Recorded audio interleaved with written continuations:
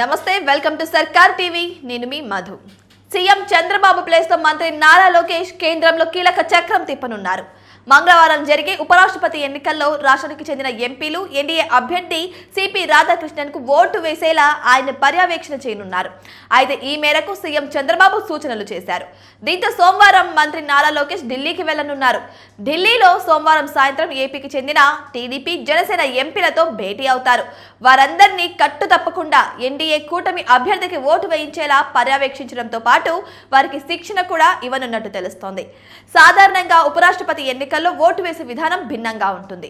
ఈ నేపథ్యంలో టీడీపీ ఎంపీలకు ఓటు వేసే విధానంపై శిక్షణ ఇవ్వనున్నారు. అదేవిధంగా వారికి అవగాహన కూడా కల్పించనున్నారు. ఈ కార్యక్రమాల పర్యవేక్షణతో పాటు బీజేపీ సీనియర్ నాయకులతోనూ మంత్రి నారా లోకేష్ భేటీ కానున్నారు.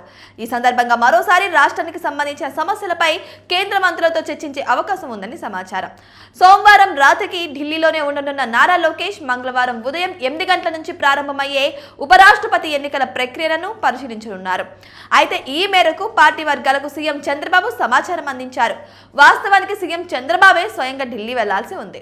అయితే బుధవారం అనంతపురంలో నిర్వహించే సూపర్ 6 సూపర్ హిట్ కార్యక్రమంలో పాల్గొనాల్సిన నేపథ్యంలో చంద్రబాబు తన పర్యటనను రద్దు చేసుకొని బదులుగా నారా లోకేష్ ను పంపిస్తున్నారు.